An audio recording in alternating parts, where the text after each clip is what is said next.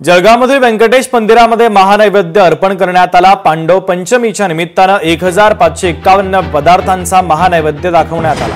भगवान व्यंकटेश लक्ष्मीला 1551 भोग अर्पण करण्यात आले। 1551 भोग नैवेद्याच्या दर्शनासाठी भाविकांची मोठी गर्दी देखील मंदिरामध्ये पाहायला मिळाली।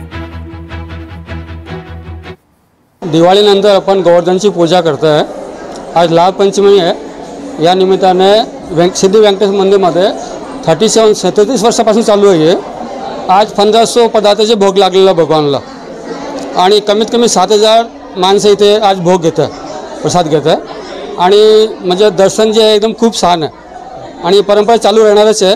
अजून पदार्थ वाढणार आहे आणि माणसंही वाढणार आहे। म्हणजे खूप एवढं चांगलं वाटतं पायसन बी। लोकशाही मराठी ऐका, पहा, जागरूक रहा।